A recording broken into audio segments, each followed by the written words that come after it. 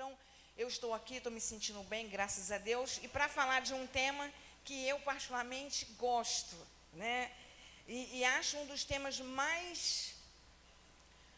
esse tema merece realmente, pastor Eunice, esse tema merece um seminário, irmãos. Esse tema, você não tem como esgotá-lo dentro de 1h10. Aliás, não é um tema, são 2 temas, né? Conciliar a prática da oração com a prática do jejum aqui. Então, nós temos um grande desafio aqui, né? E eu queria começar com a leitura do texto áureo. Eu não estou com a revista, eu faço meu caminho da lição. Então, a lição que está aqui na minha mão é a lição que vocês têm. Está na ordem, os tópicos, tá bom? Apenas eu fiz alinhei o pensamento do autor com o meu desenvolvimento, respeitei os textos, tá bom? As leituras diárias, li todas, mas eu achei também muito extenso o material, o conteúdo do professor. Eu falei até com o meu esposo, eu achei muito denso e extenso o conteúdo que eles deram para o professor, porque eu vi que o tempo não daria para a gente trabalhar tanto. Então, eu fiz um desenvolvimento respeitando a revista, respeitando o comentarista, que é um presbítero, Alessandro Silva, né? Ele parece que é de Jundiaí, São Paulo, é o comentarista dessa revista que vocês têm. E me parece que o tema da revista foi o Sermão do Monte. Vocês aprenderam várias coisas dentro do Sermão do Monte, né? Como o nosso tema não vai dar para a gente exaurir, né? Vamos deixar pontual isso. Eu fiz uma recomendação de alguns livros. Eu faço a recomendação de alguns livros. 2 estão na revista do próprio professor, que é o livro do Osiel Gomes, Os Valores do Reino de Deus. Esse é um livro, parece publicado pela CPAD. E o outro é Teologia Bíblica da Oração, também indicado pelo autor da revista de vocês, Robert Brandt e Zenas Bickett. Tá bom? Esses 2 livros são livros usados, são recursos bibliográficos usados pelo autor da revista que vocês estão estudando. Os outros 3 livros eu vou indicar, né, porque são livros maravilhosos. Alma Nua, do pastor Ivênio Santos. Esse livro é o melhor material que eu já li sobre o Sermão do Monte. O melhor. Tá? Ele parece que pega a nossa alma, coloca o Sermão do Monte como se fosse um espelho, para que a gente possa olhar para dentro da gente mesmo. O livro é fantástico. Alma Nua, Ivênio Santos. O outro livro do pastor Elben César é o livro que eu indico para todo crente. Práticas devocionais. Ele traz 17 práticas, inclusive a prática do jejum e da oração, mas de modo muito sistemático e sucinto, mostra por que é importante, como fazer, bem didático. E o outro livro é o Manual Bíblico do Jejum, é um livro fino, do bispo J.B. Carvalho, também um excelente material sobre jejum. Amém, irmãos? Tá bom? Então, fica aí a dica de leitura para quem quer se aprofundar nesses temas. Abra a sua Bíblia, ou então a sua revista, Atos 13, 2 e 3. Vamos ler juntos o nosso texto áureo. Amém? Vamos lá. Daqui a pouco a gente vai pegar o texto da leitura em classe. Atos, capítulo 13, 2 e 3. Vamos lá? Quando eu falar 3, a gente vai ler todo mundo junto, amém? Então, 1, 2, 3. Disse o Espírito Santo: apartai-me a Barnabé e a Saulo para a obra a que os tenho chamado. Então, jejuando e orando, e pondo sobre eles as mãos, os despediram. Amém? Vocês já estão vendo aqui no texto áureo que jejum e oração criam um ambiente, favorecem um ambiente para a atuação do Espírito, da palavra profética. Amém? Isso é importante. Agora, vamos lá. Nós temos aqui a nossa leitura, que é Mateus capítulo 6, versículo 5 a 18. Antes da gente fazer essa leitura, eu queria fazer algumas perguntas, tá bom? Vamos lá. Por que é importante esse tema que a gente está aqui hoje tentando aprender? O que vamos aprender? Primeiro, eu vou fazer essa pergunta. Deus ouve todas as orações? Os irmãos acham que Deus escuta todas as orações?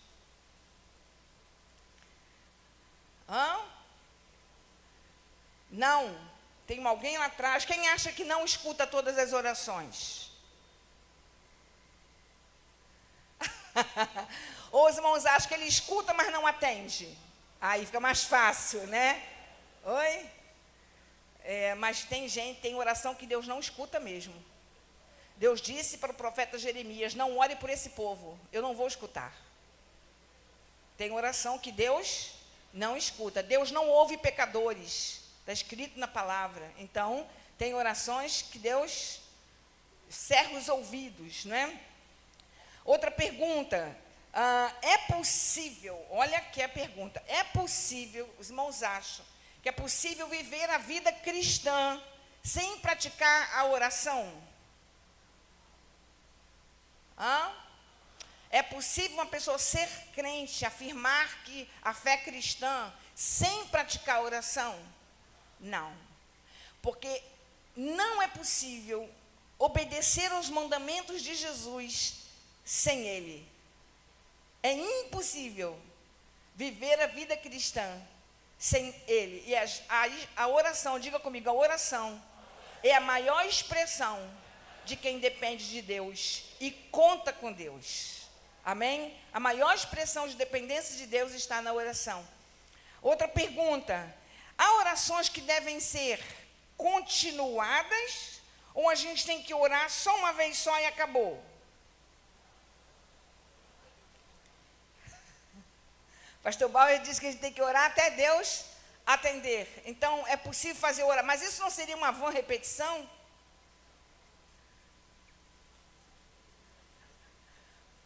A gente tem que orar uma vez só, Deus já sabe e acabou. Ou a gente tem que...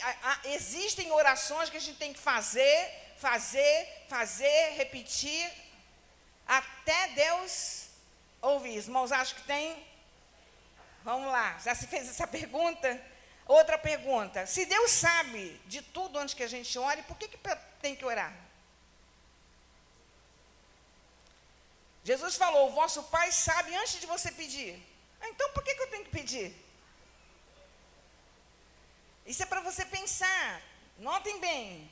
A oração pode interferir, para mim essa aqui é uma das mais importantes perguntas. A oração pode interferir no curso da história?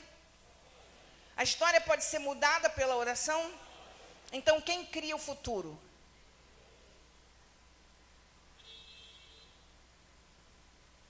Nós podemos criar coisas para o futuro através da oração? Mudar o curso. A coisa está acontecendo de uma forma, vai ser assim, e você pode mudar aquela... Isso aqui dá um tema para um estudo. Na intercessão acontece isso. Sim, meu Deus. Meu amor. A oração pode te levar por um caminho mais fácil, melhor. É a palavra que o meu amado deu aqui. Se o próprio Jesus reconheceu que os discípulos dele não precisavam jejuar, porque o noivo estava presente, por que a gente tem que jejuar?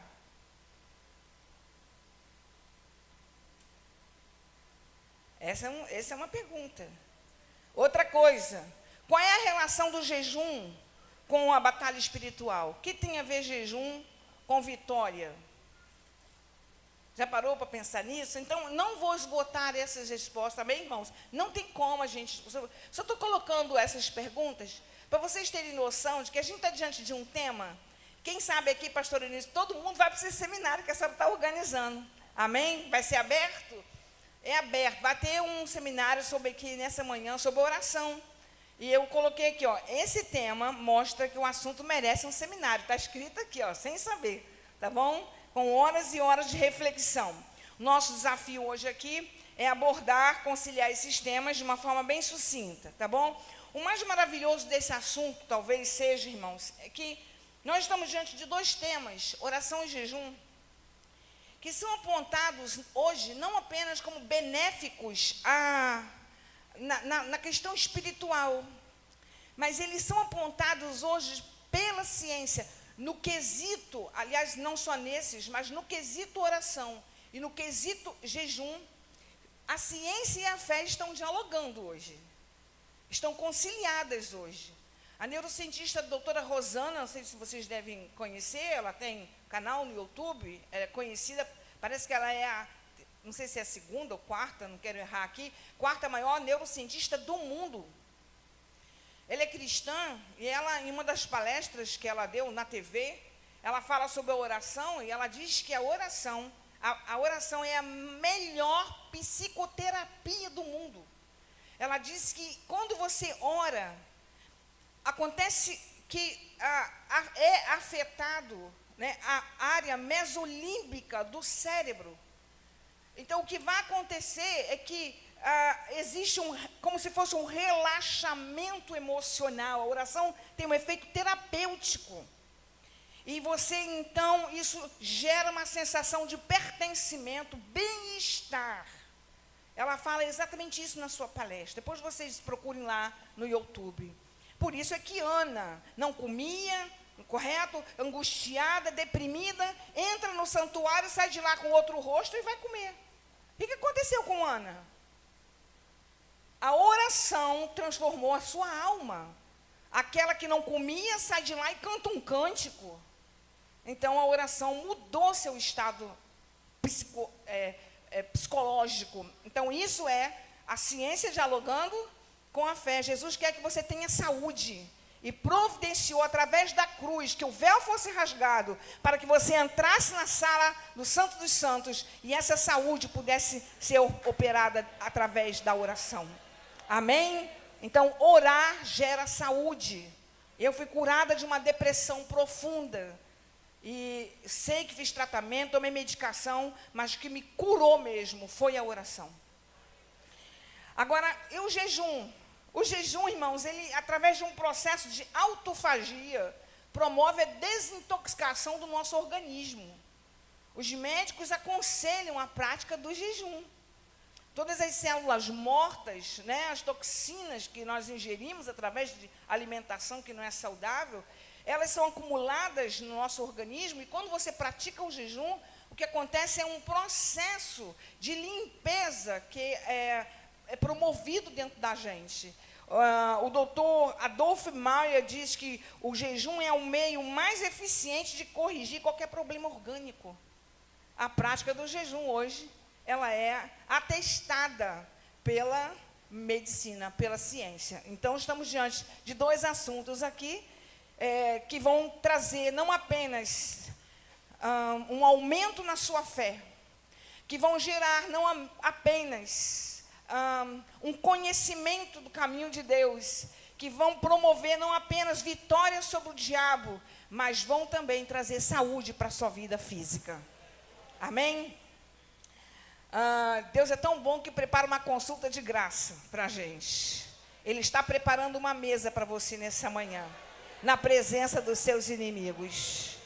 Meu Deus, tem que falar isso. Levanta a sua mão. E toda vez que Deus coloca uma mesa na tua frente, é para te dar uma vitória. Amém? Esse é o princípio da Bíblia. Toda vez que Deus quer liberar algo para a gente, Ele prepara uma mesa. Prepara-me uma mesa na presença dos meus inimigos. Amém? Bom, qual é o nosso objetivo aqui, então? Primeiro é conceituar a oração, explicar a oração que Jesus ensinou e relacionar a oração com o jejum. Então, vamos para a oração que Jesus ensinou, Mateus capítulo 6. Eu vou pedir o pastor Bauer, pode ser, que me ajude fazendo essa leitura. Mateus capítulo 6, versículo 5 a 18. A oração do Pai Nosso, tá bom, irmãos? Mateus 6, 5 ao 18. E quando orares, não sejas como os hipócritas, pois se comprazem em orar em pé nas sinagogas e às esquinas das ruas, para serem vistos pelos homens. Em verdade vos digo que já receberam o seu galardão. Mas tu, quando orares, entra no teu aposento e, fechando a tua porta, ora a teu Pai, que vê o que está em oculto, e teu Pai, que vê o que está oculto, te recompensará. E orando não useis de vãs repetições como os gentios, que pensam que, por muito falarem, serão ouvidos. Não vos assemelheis, pois, a eles, porque o vosso Pai sabe o que vos é necessário antes de vós lhe pedirdes. Portanto, vós orareis assim: Pai nosso que estás nos céus, santificado seja o teu nome, venha o teu reino, seja feita a tua vontade, tanto na terra como no céu. Pão nosso de cada dia dá-nos hoje. Perdoa-nos as nossas dívidas, assim como nós perdoamos aos nossos devedores. E não nos induzas à tentação, mas livra-nos do mal, porque teu é o reino e o poder e a glória para sempre. Amém. Porque se perdoardes aos homens as suas ofensas, também vosso Pai Celestial vos perdoará a vós. Se, porém, não perdoardes aos homens as suas ofensas, também vosso Pai vos não perdoará as vossas ofensas. E quando jejuardes, não vos mostreis contristados como os hipócritas, porque desfiguram o rosto, para que aos homens pareça que jejuam. Em verdade vos digo que já receberam o seu galardão. Porém tu, quando jejuares, unge a cabeça e lava o rosto, para não pareceres aos homens que jejuas, mas sim a teu Pai, que está oculto, e teu Pai, que vê o que está oculto, te recompensará. Eu acredito que o autor colocou oração e jejum como tema, porque nessa oração do Pai Nosso, Jesus está falando sobre oração e logo depois parte para o jejum. Jesus coloca ambos os temas, correto? Dentro do mesmo texto onde ele vai falar sobre ensinamento. Há duas coisas que eu quero considerar aqui, a gente vai entrar agora nessa oração dentro do contexto do Sermão do Monte. Primeiro, é que a prática da oração e do jejum, porque eu vou falar isso, porque o autor disse o seguinte: é imprescindível que a oração e o jejum sejam realizados da maneira como Jesus ensinou. Por que você tem que aprender sobre oração? Porque eu falei que não é toda oração que Deus ouve, e não é toda oração que Deus ouve que é atendida, correto? Então, por que a gente precisa ter... todo mundo lá atrás consegue visualizar aqui? Conseguem? Então, por que o ensino precisa reger a prática? Por que não é só praticar? Por que você precisa aprender? Primeiro ponto, porque quando se trata de oração, aliás, não é só oração, tudo que a gente faz tem que ser regido pela palavra. Porque quando a coisa é para Deus, quando a coisa é direcionada a Deus, Deus não aceita nada que saia da nossa cabeça. Nós não somos a última palavra naquilo. Se é para Ele, tem que vir dEle. Tudo é dEle, por Ele, para Ele. Ele é a causa final, a causa material, correto? Segundo Aristóteles. Então tem que começar nele e tem que resultar nele, porque a glória sempre será dele. Então, vocês vão ver que Deus não abre mão disso. Que quando Moisés foi construir o tabernáculo, detalhes, peso de incenso, medida de peso de incenso, cor, tamanho, eram muitos detalhes. Era natural até que alguém se perdesse de tanto detalhe. E era natural até que Deus passasse por cima. Correto? Afinal, era coisa minuciosa. Mas não. Deus falou: olha, faça tudo de acordo com o modelo. Eu te dei um modelo. Então, a oração do Pai Nosso é um modelo. Se nós não necessitássemos, Jesus não ensinaria. Então, se Jesus ensina, é porque existem princípios que devem nortear a nossa oração. Amém? Então, esse é o primeiro ponto. Então, o ensino tem que regir a prática. Tem que conduzir a prática também. Ensino sem prática é teoria, é hipocrisia, não é? E prática também sem ensino é hábito. Correto? Deus reprova tanto um quanto o outro. Agora, outro ponto que nós queríamos considerar aqui, é que o ensino de Jesus sobre oração, no Sermão do Monte, não está em desacordo com nenhuma oração do Antigo Testamento. Então, quando a gente tem lá, entra no teu quarto. Jesus não disse isso quando você orar? Mas Davi não orou dentro do quarto. Quando ele estava fugindo e pediu para Deus frustrar o conselho do Aitofel. Abraão, quando orou por Sodoma e Gomorra, estava em pé, numa colina. Não orou dentro do quarto. Então, o ensino de Jesus está contrariando o Antigo Testamento? Não. Amém, irmãos? A gente vai ter no ensino de Jesus, não é uma fórmula para orar, são princípios. Amém? Então, é importante entender isso. Até porque o Velho Testamento era a Bíblia de Jesus. Então, você não encontra, você tem salmos, são salmos de oração. Você tem salmo de louvor, salmo de confissão, salmo de ações de graça. Tem salmo que não começa Pai Nosso que está no céu. Não começa assim. Mas é um salmo que tem inspirado por Deus. E é uma oração. Então, precisamos compreender que o ensino de Jesus não está em desacordo com os princípios do Antigo Testamento. Amém? Jesus está ensinando aqui princípios, não fórmula. Tá? Então, vamos lá. O autor escreveu assim, olha, e eu achei linda essa frase. Dificilmente podemos exagerar a importância da oração. E, no entanto, nos vemos tão preguiçosos na sua prática. Eu tive que aprender, desenvolver uma vida de oração. Eu tinha uma vida muito ativa, sempre tive. Hoje estou um pouco mais devagar, até porque a idade também tem que frear um pouco, né? Mas eu sempre tive uma vida muito ativa, quando eu era jovem na igreja.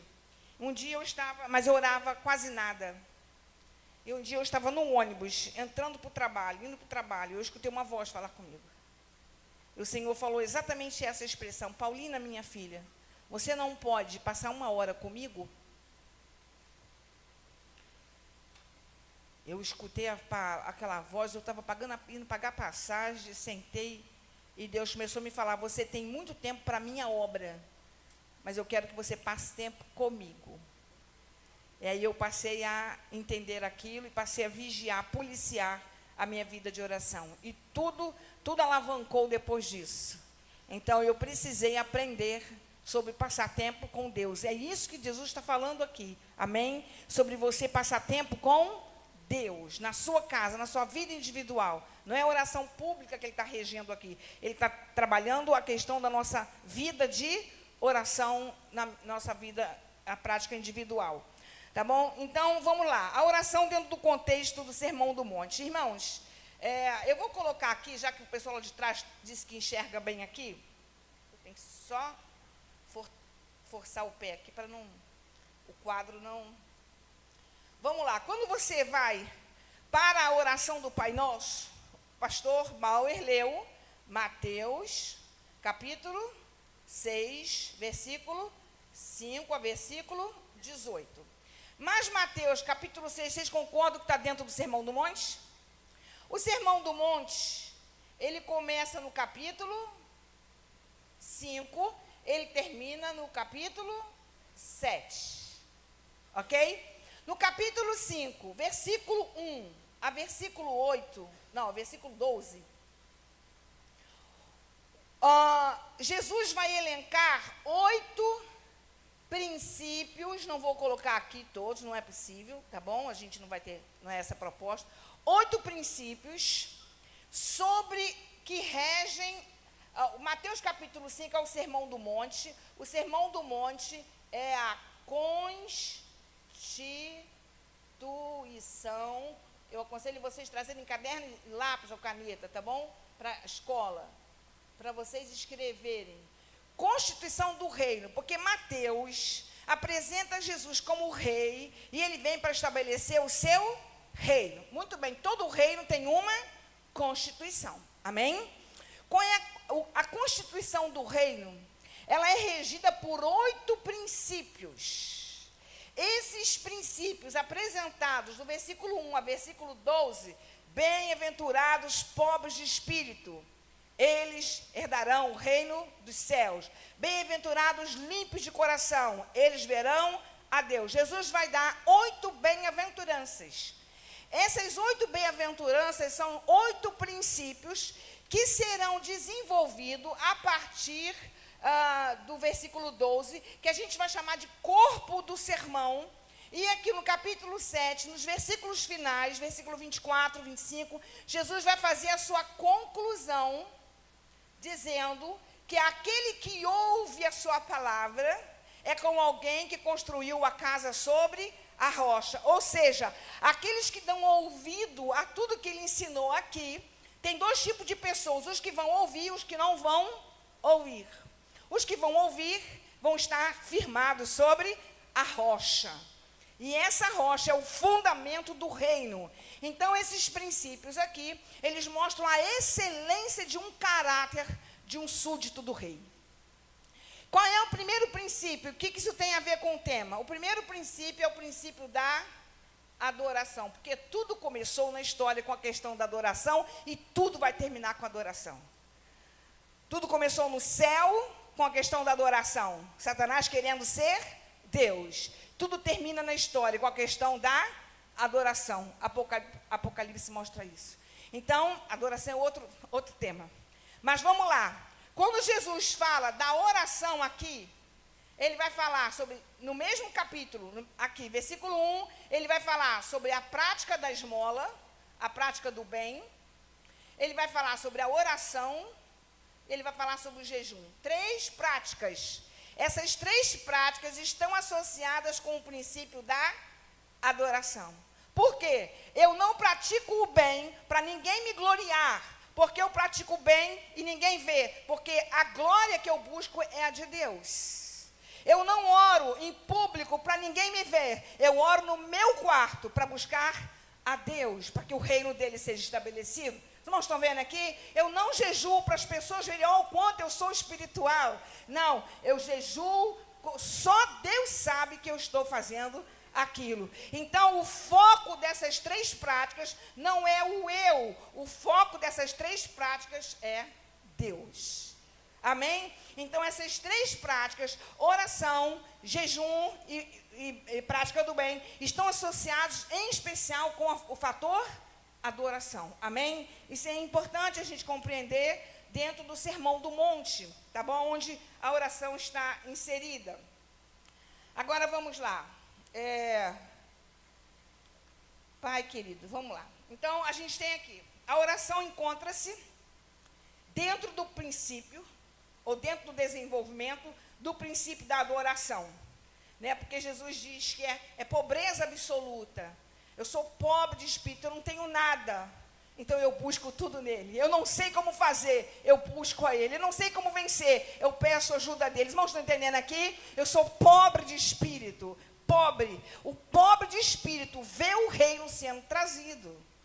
Meu Deus, meu Pai. Então vamos lá, agora eu vou pedir que vocês façam um exercício. Eu pensei, vou comprar o bombom, acabei esquecendo. Vocês vão ler o texto de Mateus capítulo 6. A oração, ponto 1, é um diálogo com o Pai. Eu quero que vocês leiam capítulo 5, capítulo 6, só sobre a oração, até o versículo de número, vamos lá, até o versículo de número 13, ok? Vocês vão me dizer o que é a oração. Na mente de Jesus, o que é a oração? Como ela pode ser definida dentro desses versículos? Jesus está dizendo para a gente orar. Mas para ele dizer, para a gente fazer alguma coisa, ele sabe o que é aquilo. Sim ou não? Então eu quero que você leia esse texto, vamos ver quem vai acertar. Eu coloquei aqui 6 ou 5 respostas. Vamos lá. O que é a oração na perspectiva de Jesus? Botei 6 respostas aqui. Dentro da oração, dentro desse texto de Mateus 6, 5 a 15. Se você tentasse definir a oração aqui, como ela pode ser definida ou vista? Vamos lá. Alguém já disse aqui, a oração é um cuidado com a vida Por quê? Tem que falar por que você enxergou isso? É verdade.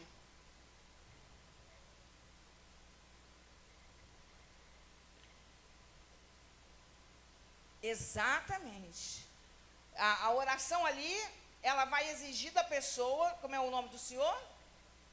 Pastor Itamar. Pastor Itamar está sendo corretíssimo, sua visão. Ele já está definindo aqui. Uma vez que eu tenho que pedir perdão, eu tenho que olhar para dentro de mim, sim ou não? Isso exige uma autoanálise. Então, a oração, ela vai me conduzir à vida piedosa. Amém? Isso é uma definição na perspectiva de Jesus. Outra agora não vale mais pastor, vamos lá. Sim, mas aí já está dentro dessa definição aqui. Vamos lá. A oração é mais outra coisa, ela é mais outra coisa. A oração é... Por que você enxergou gratidão aí? Expressar gratidão. Tem que dizer o fundamento, vamos lá.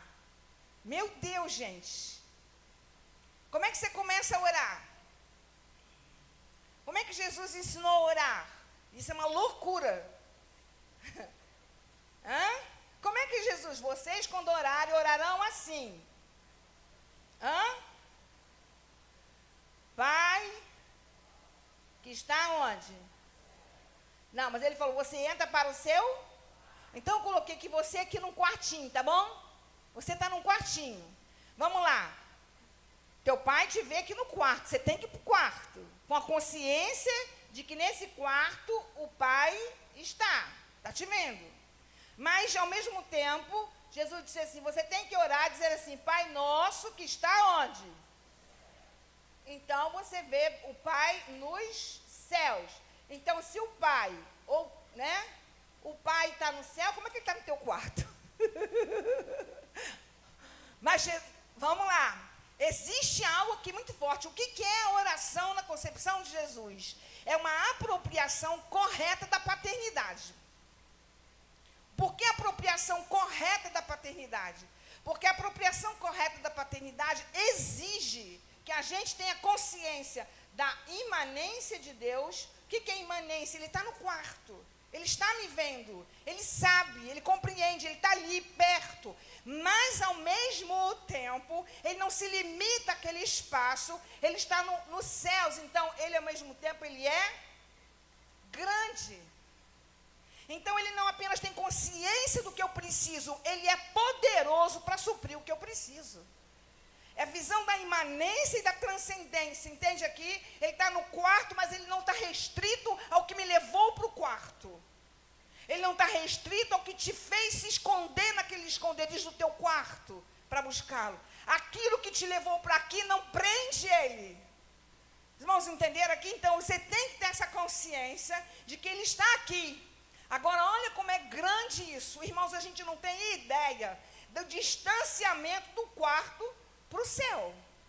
Porque você tem aqui os 100 bilhões de galáxias com 100 bilhões de sóis maiores que o nosso até. Você, nesse universo todo aqui, você não passa nenhuma poeirinha cósmica te define. E não obstante, você ser tão pequeno, esse Deus está te vendo e atento ao que você está falando. Então, isso faz com que você seja grande. Existe algo mais entre você e ele. Você é filho e ele é pai. Apropriação correta da paternidade. E outra coisa, nessa apropriação, você diz, ele é teu íntimo, ele é teu pai, mas ele é santo. Diga comigo, intimidade com Deus não pode me excluir da santidade de Deus. Amém? Isso é importante. Essa consciência, por isso que a oração é uma apropriação correta da paternidade. Segundo ponto, a oração como desenvolvimento da piedade. O pastor Itamar falou. Agora, note bem, Jesus disse para você orar falando o quê? Venha o teu... Diga comigo, a oração é um meio para que o reino se estabeleça. O reino vem pela oração. Amém? É preciso que haja intercessão, oração, para que o reino e a vontade de Deus seja estabelecido, para que a gente veja o governo de Deus se estabelecer. Outra coisa, você vai pedir por proteção, sim ou não? Livra-me do mal. Oração é um meio de você não entrar em tentação. Oração é um meio para você não cair em pecado. É isso que Jesus está definindo aqui. Por que vocês acham que Pedro caiu em tentação? Quando a mulher falou com ele, você é um deles. Não, eu não sou. Por que Satanás se andou com ele ali? Porque Jesus levou ele para o Getsêmani para orar. O que aconteceu com ele? Em vez de orar, dormiu. Foi ou não? Então, se ele não percebeu a proximidade do que estava acontecendo, se ele não entendeu o convite de Jesus, orem comigo. Porque Jesus falou, orem comigo. Jesus já sabia que Satanás estava para se andar com Pedro. Jesus já tinha visto, já falou com ele. E já tinha visto o orgulho de Pedro. Eu não. Todo mundo pode cair, menos eu. Porque o orgulhoso acha que todo mundo é passivo daquilo, menos ele. Ele é melhor que todo mundo. Então, Jesus percebeu isso em Pedro. Então, o que Jesus pensou? Ele precisa orar. E Jesus convida, vem orar comigo. E quando vai lá, Pedro cochilou. Ainda bem que existia uma oração feita por Jesus para ele. Foi a intercessão de Jesus que fez ele não desistir. Correto? Então, alguém colocou uma oração, já que ele não ia orar, Jesus antecipou e orou por ele. Né? Mas a oração é uma forma de você não cair em tentação. Está aqui na oração do monte. Tá? Agora, outra coisa, Jesus disse, vocês vão pedir o pão nosso de cada dia. Então, a oração, na concepção de Jesus, é uma forma de eu ter minhas necessidades supridas. Deus não quer você passando necessidade. Você tem um pai. Você pode entrar para o quarto e pode colocar diante dele aquilo que você precisa. Eu vou contar isso para você. Eu tenho muita experiência com Deus nessa área. Eu estava em Petrópolis no ano de 1998, tinha mudado para lá, levado os meus pais para morar comigo. E eu tinha comprado algumas coisas para cá, para o apartamento, mobiliado o apartamento. Então, eu estava com muita dívida. E o dinheiro da minha mãe era para os remédios dela. Quase não dava para me ajudar. E aí, começou em maio, como agora, né? O inverno. E lá é rigoroso demais, né? O inverno. Eu não estava acostumada. A gente sai da Baixada para ir para lá para cima. Estranha o frio. Algumas pessoas morreram na rua naquele ano, tamanho frio. E aí eu comecei a ouvir, né? Serviço de meteorologia, pessoal falando que o frio ia ser intenso, e eu não tinha casaco para enfrentar aquele frio. E eu me lembro que eu chamei a minha mãe, fizemos as contas, eu pensei, mamãe, eu preciso comprar um casaco. E vamos fazer as contas. E não dava. Pagando tudo, era como vestir um santo, despir um santo para vestir o outro, né? Não dava para comprar. Só em outubro que as contas ficavam liberadas. Eu ficaria liberada daquelas dívidas. Eu falei, não, mãe, não dá para comprar. E o que eu fiz? Fui para o banheiro pensando, Senhor, nem dobrei os joelhos. Eu fui tomar banho pensando, Senhor, eu preciso tanto de um casaco, eu não sei como eu vou fazer. Bom, fui. Na quinta-feira, isso foi terça-feira. Quinta-feira eu fui dar aula no seminário. Eu dou aula no seminário em Petrópolis. E o seminário terminava a aula 10h10, por aí. Eu estou no seminário, antes das 10, ligo o telefone. Alguém me chama na secretaria, é um telefone para você. Eu falei, tá.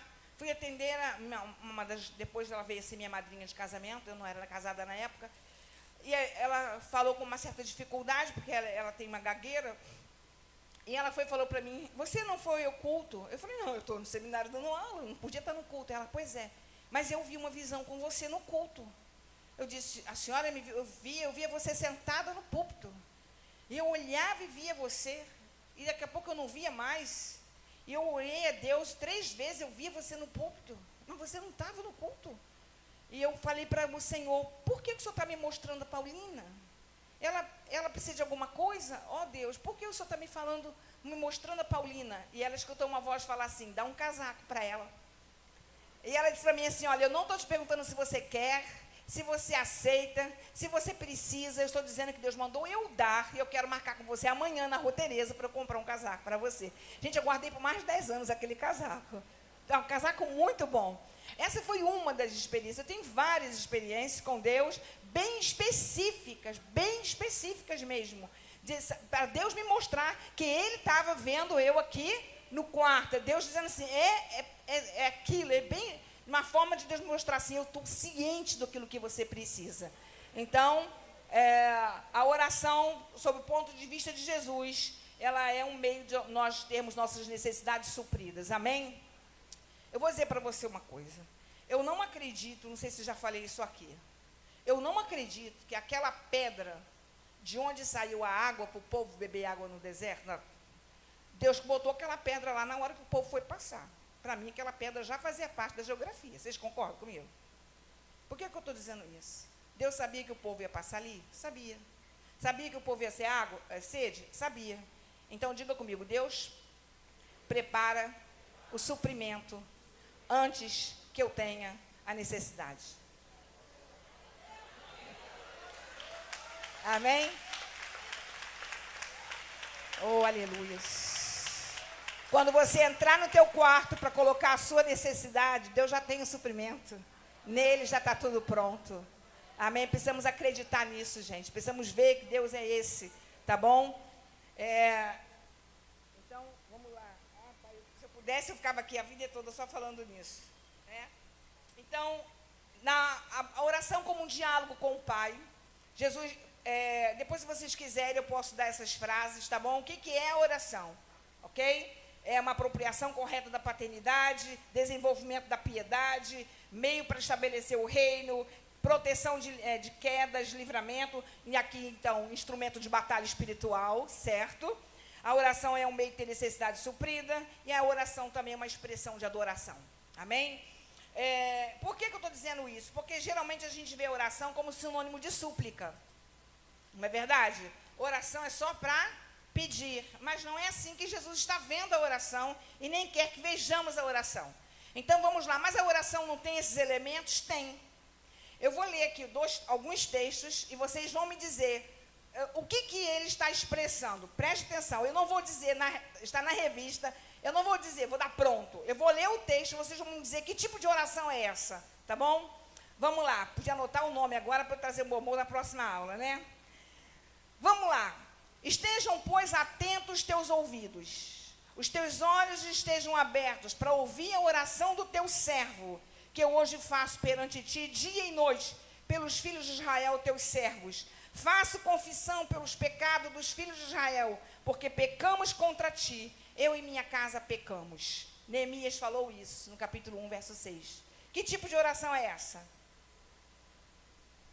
Olha só, vou dar outra dica, outra oração igual.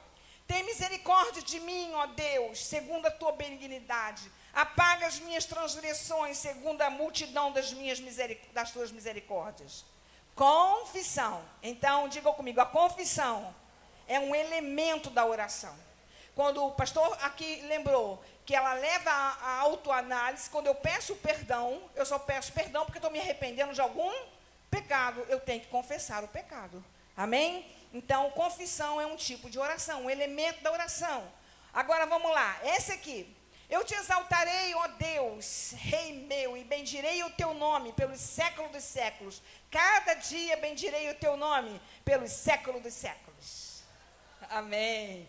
Digno és, Senhor, de receber a honra, a glória, o poder, porque tu criaste todas as coisas e elas só existem porque o Senhor quis. Adoração.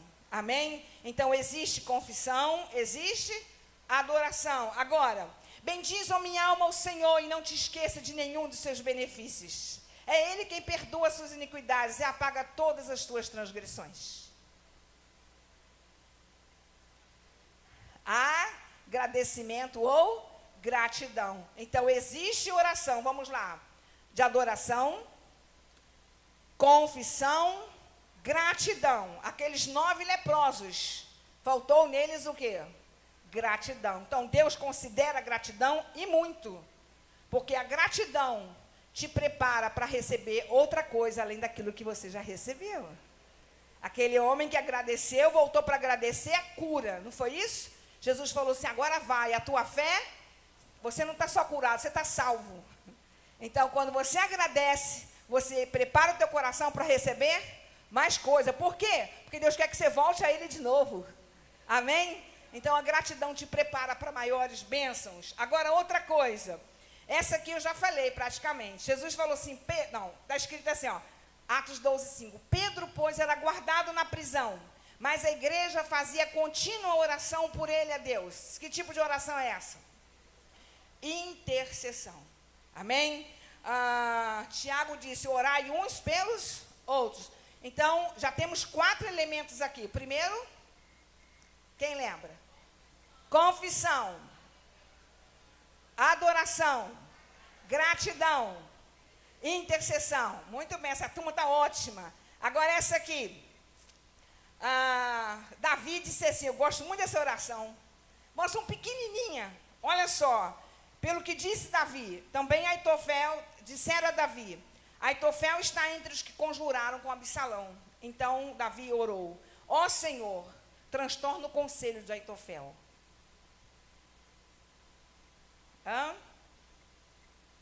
Vamos lá.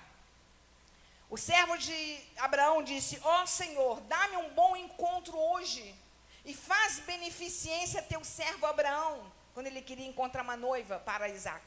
Que tipo de oração é essa? Quando você pede algo a Deus. Súplica. Súplica. Amém? A súplica é diferente da intercessão. Na súplica você pede para você. Na intercessão você pede para o outro. Entenderam a diferença? Então vamos lá. Os elementos: adoração, confissão, gratidão, intercessão, súplica. Amém? São elementos da oração. Tá? Ainda tem uma outra que a gente não vai trabalhar aqui, que é o desabafo. Tem uma igreja... a gente vê cada coisa, né? Mas tinha, não sei se eles ainda fazem, na época do seminário eles faziam, uma igreja que fazia um culto, toda sexta-feira era o culto da lamentação. Então as pessoas só iam para o culto para lamentar. As orações eram de lamento mesmo. Mas isso é bíblico, sim. Você vê os diálogos de Jó, Jó põe para fora só desabafo. E foi o que sustentou Jó, né? Foi colocar para fora. Deus dá o direito ao desabafo? Dá. Amém, irmãos? Alguns salmos são salmos de desabafo, e desabafo sério, né? Vou parafrasear, mas Davi, em alguns salmos, diz assim, Senhor, pega o meu inimigo, que ele sofra, que a mulher dele fique viúva, pega os filhos dele, bota a cabeça deles na pedra e bate. Estou parafraseando, mas são salmos imprecatórios. É melhor você falar com Deus do que falar com o inimigo. É melhor você pedir para Deus bater nele do que você pedir você mesmo ir lá pegar uma pedra e bater. Então, Deus está te dando a chance na oração de colocar sua raiva para onde? Para fora. Direcionar sua raiva na direção certa. Em vez de você pegar a raiva e botar na direção do inimigo, você bota para quem? Para Deus. Irmãos, estão entendendo aqui? Isso são salmos de desabafo. Amém? Então, é possível a gente fazer isso. Eu estava orando um dia, a gente tem muita experiência com oração. Experiência engraçada, né? Mas eu estava orando um dia, eu tinha 4 meninas, 5 comigo. A gente orou durante um ano por alguns objetivos. Jejuamos e oramos às segundas-feiras. E uma delas tinha um marido muito atribulado. Eu só não aconselhei o divórcio porque eu tinha medo de aconselhar o divórcio por causa da Bíblia. Mas que dava vontade de mandar ela embora daquele homem, mandar aquele homem embora, dava. Porque pensa num homem bruto, mau, sabe? Desfazia dela na nossa frente. Era muito difícil lidar com ele. Não contribuía em casa, ela que arcava com as despesas. Então era muito difícil. Mas ela orou, e hoje está lá, um pastor, graças a Deus que a gente orou.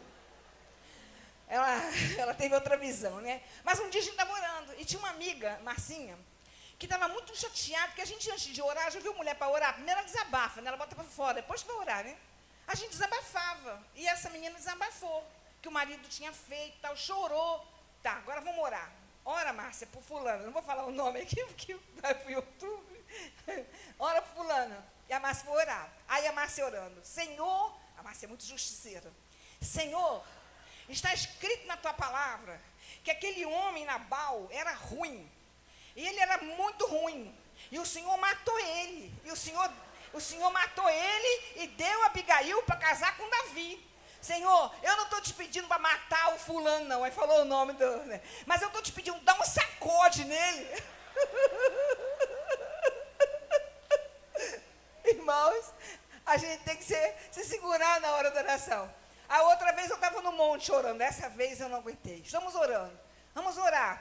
Um pastor com a gente, né? Um pastor fervoroso. A outra irmã, minha madrinha que faleceu. Várias pessoas. Naquele dia eu tive que rir.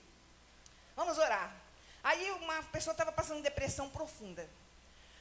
Aí a gente compartilha as necessidades de oração, né? Compartilhamos. Aí vai minha madrinha orar. Senhor, visita a esposa do teu servo. Senhor, tu sabe. Posso falar, irmãos? O que ela falou na oração? Senhor, tua serva está deprimida. Ela está se sentindo pior do que o cocô, do que a pulga do cocô, do cavalo, do bandido. E na mesma oração, no mesmo ambiente, aí o pastor, que a esposa estava em depressão, foi orar pelos fofoqueiros da igreja, porque aquilo virou uma fofoca na igreja. Aí vai ele orar: Senhor, eu te peço, engessa a língua desses fofoqueiros. Irmãos, olha a dinâmica da oração. Como é que vocês acham que a minha cabeça fica? Eu imagino a cena dos irmãos chegando na igreja, tudo com gesso na língua. O que é isso? Para mim, oração de desabafo. Só foi feita no lugar errado. Os irmãos estão entendendo aqui? Foi feita no monte, porque nesse momento eu começo a rir. Eu não aguento. Eu falo, não tem mais condições de orar. Eu desci daquele monte rindo daquelas orações. Mas os irmãos estão entendendo aqui?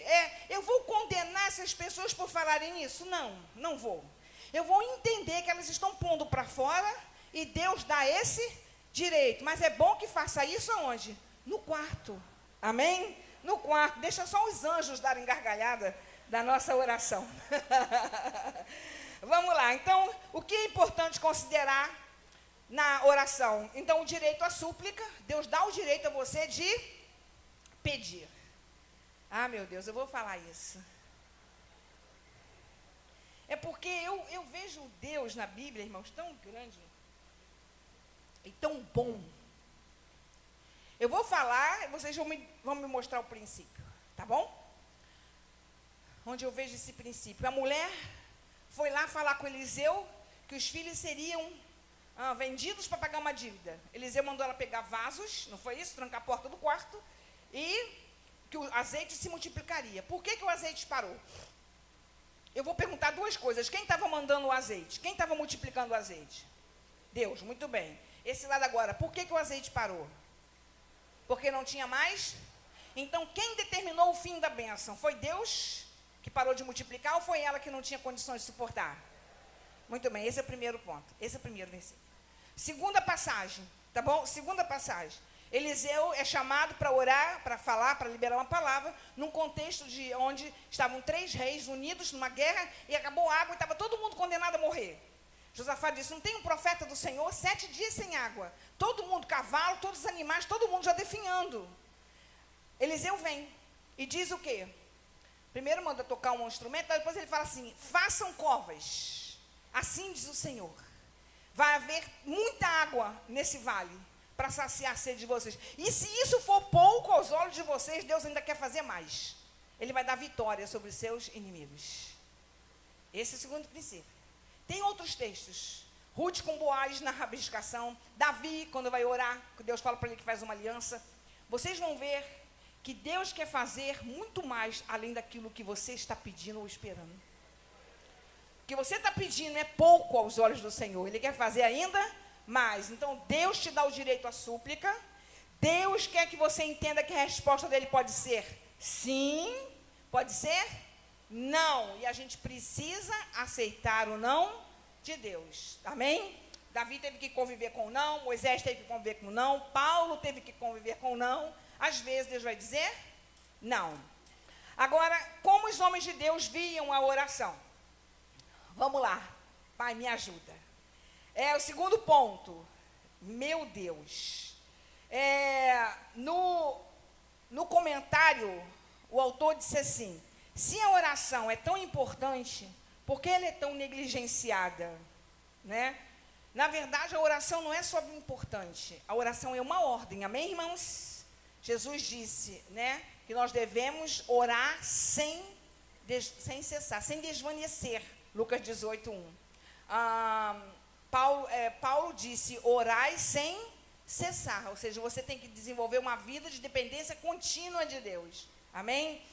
Muitos homens fizeram uso da oração na Bíblia, né? No Velho Testamento, Esdras, Josafá, correto? Jesus, os apóstolos. Mas eu queria aqui eu queria mostrar esse texto aqui. Esdras, capítulo 8, verso 21 a 23. Vou pedir o pastor Bauer, já achou? Esdras está na mão. Vamos lá. Esdras 8, 21 e 23.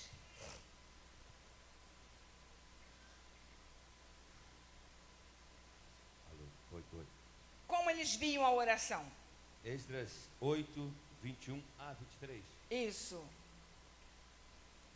Então apregoei ali um jejum junto ao rio Ava, para nos humilharmos diante da face de nosso Deus, para lhe pedirmos caminho direito para nós e para nossos filhos e para toda a nossa fazenda, porque me envergonhei de pedir ao rei exército e cavaleiros para nos defenderem do inimigo no caminho, porquanto tínhamos falado ao rei dizendo: a mão do nosso Deus é sobre todos os que o buscam para o bem, mas a sua força e a sua ira sobre todos os que o deixam.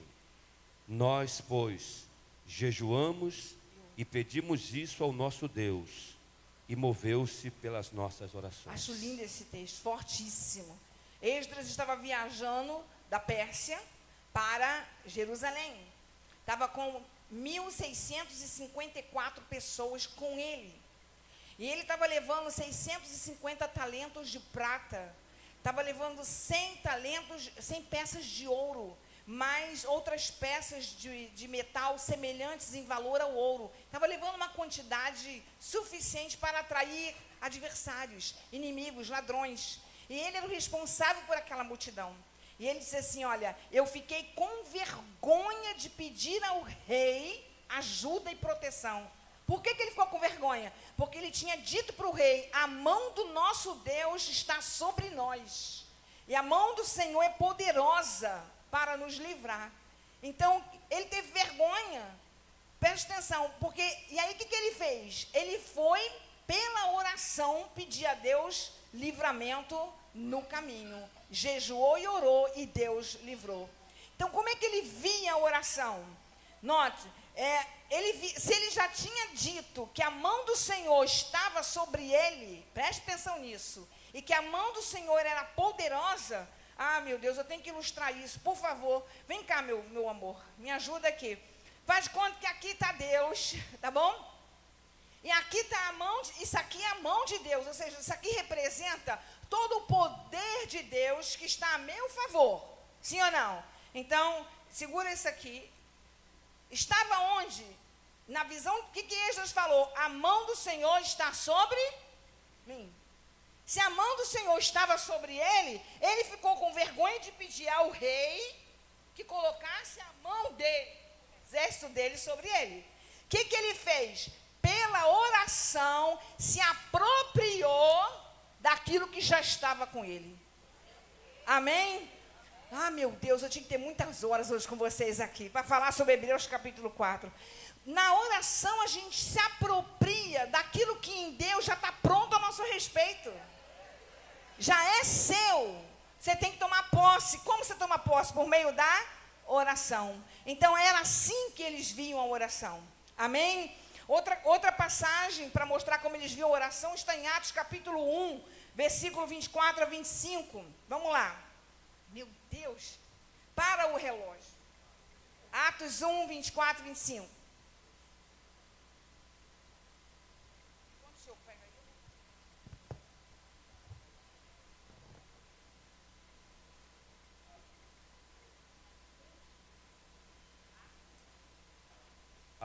Atos capítulo 1, 24 a 25. E orando disseram: Tu, Senhor, conhecedor do coração de todos, mostra qual destes dois tens escolhido, para que tome parte nesse ministério e apostolado, de que Judas se desviou para ir para o seu próprio lugar. Havia uma oração ali para que Deus mostrasse qual era a sua vontade, diga comigo, específica. Existe uma vontade geral e uma vontade específica. O que a gente vê aqui é que a oração era vista pelos apóstolos como meio de conhecer qual era a vontade de Deus numa situação específica. Eu tenho esse princípio aqui, ó, na arca. Faz de conta que aqui está a arca, tá bom, gente? Aqui está a arca. A tampa da arca é o propiciatório, aqui. No propiciatório, os querubins, 2 anjos. Meu Deus, né? Perdoa aqui. Mas Deus diz para Moisés, na arca estava a lei. Na lei estava a vontade de Deus. Os irmãos concordam comigo? A palavra de Deus estava na lei. Era a vontade de Deus. Deus disse para Moisés assim, você vai entrar aqui em cima do propiciatório, eu farei você ouvir a minha voz, para eu dizer ao povo aquilo que eu quero. Ora, mas é um paradoxo, porque a vontade de Deus já tinha sido dita aqui. Mas haveria ocasiões específicas na história em que Moisés não teria na lei, irmãos, entendeu? Não enxergaria na lei como fazer para resolver aquela situação. Aqui precisava da voz profética. Então você tem lei e profetas na direção de Deus para o seu povo. A voz profética ficava subsidiada pelo princípio da lei. Não era dissociada da lei. Tinha que ter separada pela lei. Não podia estar em contradição com nada que a lei estivesse dizendo, mas era uma voz específica. Amém? Então você já tem a palavra. Como você vai saber qual é a vontade de Deus se na palavra você não tem para aquela situação uma direção específica? Você vai trazer através da oração. Amém? A oração é vista dessa perspectiva.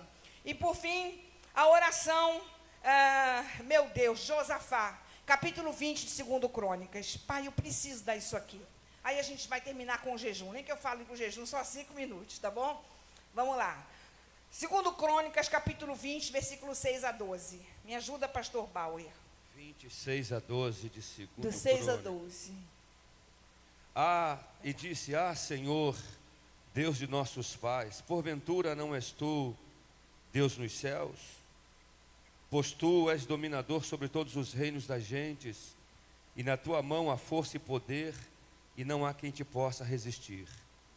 Porventura, ó Deus nosso, não lançaste tu fora os moradores desta terra, de diante do teu povo de Israel, e não a deste à semente de Abraão, teu amigo, para sempre? Até onde? Oi? Isso, até o versículo 12. E habitaram nela e edificaram nela um santuário ao teu nome, dizendo, se algum mal nos sobrevier, espada, juízo, peste ou fome, nós nos apresentaremos diante desta casa e diante de ti, pois teu nome está nesta casa, e clamaremos a ti na nossa angústia, e tu nos ouvirás e livrarás. Agora, pois, eis que os filhos de Amon e de Moabe, e os da montanha de Seir, pelos quais não permitiste que passasse Israel, quando vinham da terra do Egito, mas deles se desviaram e não o destruíram, eis que nos dão o pago, vindo para lançar-nos fora da herança que nos fizeste herdar. Deus nosso, porventura não o julgarás? Porque em nós não há força perante esta grande multidão que vem contra nós, e não sabemos nós o que faremos, porém os nossos olhos estão postos em ti. Amém? Gente, isso aí daria uma pregação, tá? Mas o que é, como eles viam a oração? Diga comigo, pela oração, a gente leva o conflito para uma dimensão espiritual. Josafá falou, Senhor, eles vêm contra nós para tomar posse daquilo que o Senhor nos deu em herança. Então o que ele está dizendo? Senhor, eles estão sendo inimigos do Senhor.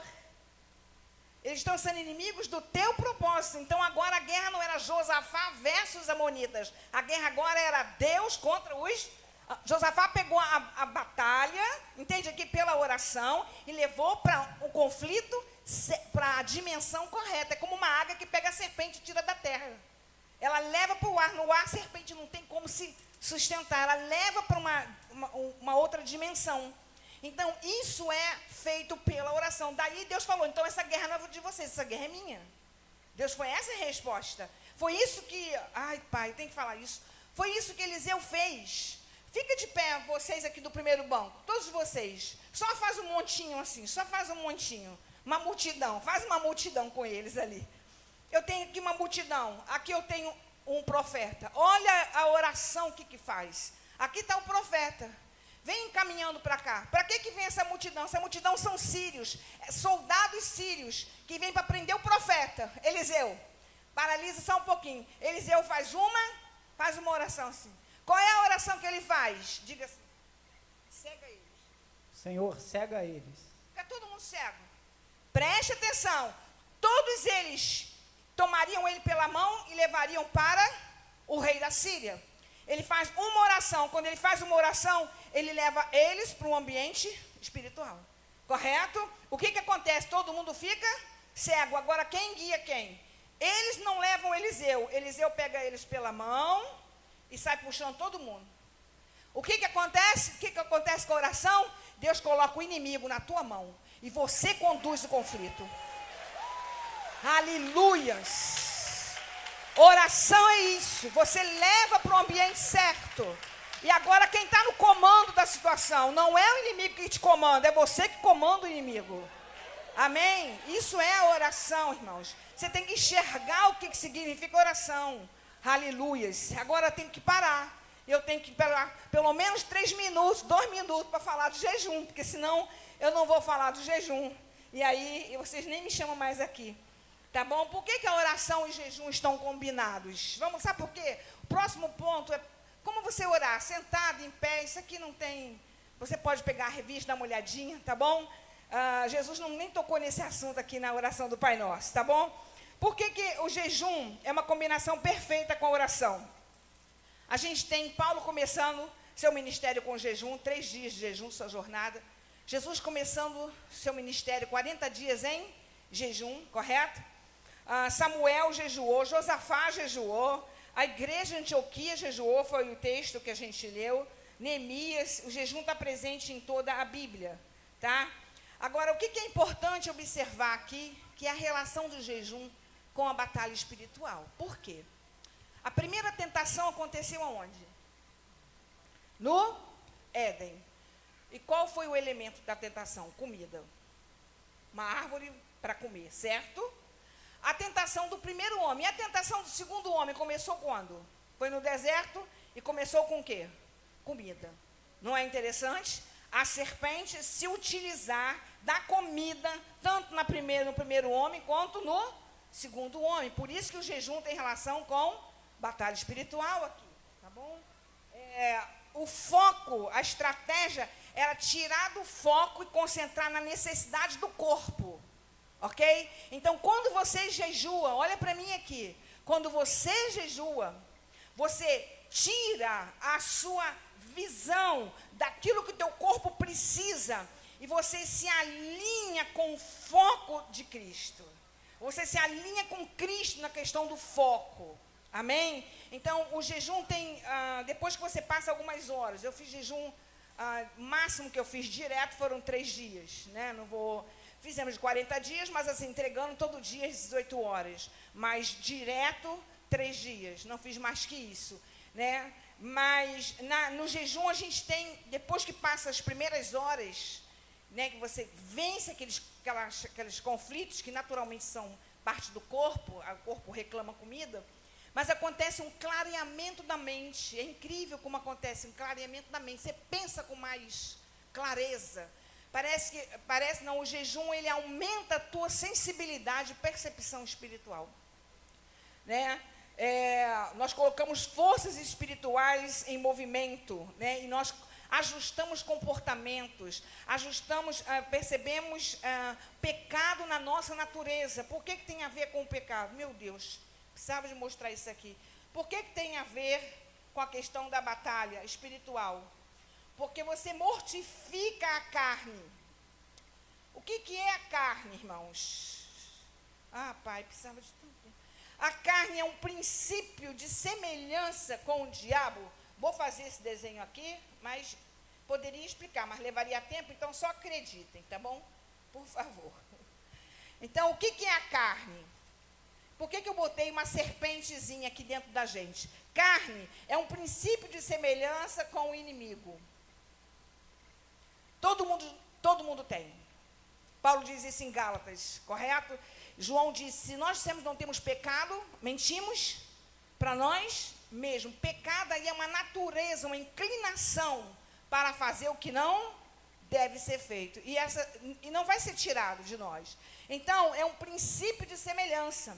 Quando estamos frente com o diabo, quando estamos em conflito espiritual, a proposta do diabo é despertar isso aqui como se fosse uma cabeça de ponte. Ele está lá de fora, não tem como entrar, todas as portas estão fechadas, mas aqui dentro tem um traíra. Então, o que ele vai fazer? Acordar esse traíra, está dormindo, ele vai acordar, vai fazer de tudo lá de fora, todo barulho para acordar, que se esse traíra acordar, é aliado dele e abre a porta. Vamos entender aqui? Então, o que acontece? Ah, pai, vou falar isso. Por que o diabo, irmãos, escolheu a serpente? Não escolheu, por exemplo, o cachorro, o gatinho. Não escolheu o elefante, não escolheu outro animal lá no Éden. Por que vocês acham que ele escolheu a serpente? Serpente não tem nada de má em si, ela foi criada por Deus como animal, certo? Mas dentro do reino animal existem graus de inteligência. Vocês sabiam que o porco é considerado um dos animais mais inteligentes? Ele interage com o espelho para buscar comida. O papagaio, que guarda, correto? O elefante, que tem uma memória. Então, existem animais com graus de inteligência. A barata deve ser um dos mais burrinhos, né? Mas o que acontece? Diz a Bíblia que a serpente é o animal mais astuto. Não é astuto no sentido moral, porque não se pode atribuir moralidade aos animais. É astuto no sentido de inteligente. Então, vamos lá. O diabo, lá no céu, era o querubim, era o anjo mais inteligente. Está lá em Ezequiel 28. Ele era o mais inteligente entre os anjos. A serpente, o mais inteligente entre os animais. O diabo pegou alguém com semelhança. Então, quanto maior o princípio de semelhança com Satanás, melhor instrumentalidade damos a ele. Não sabe se entender aqui? Quanto mais você se parece com ele no comportamento, mais ele te usa. Então, qual é o princípio do jejum aqui? O princípio do jejum é a mortificação de quê? Da carne. E começa exatamente pelo corpo. Né? Então, quando você mortifica a carne, você se expande no espírito. Vocês entenderam aqui? Você fica com mais clareza na mente e mais sensibilidade no espírito, e isso te dá sensibilidade, autoridade, força na batalha espiritual. Por isso Jesus falou, essa caixa de demônios só sai com jejum e oração. Batalha espiritual. Amém? 10h14. Eu tenho que parar. Cadê a Dani? Já chegou? Não? É até ela chegar? Ah, é com o senhor. Quer que eu saia? Não, pastor, eu tenho que ser fiel ao horário. Tenho que respeitar isso também. Amém, irmãos? Oh, meu Deus, perdoa, né? É porque eu me empolgo demais e acho que o tempo nunca é suficiente para mim.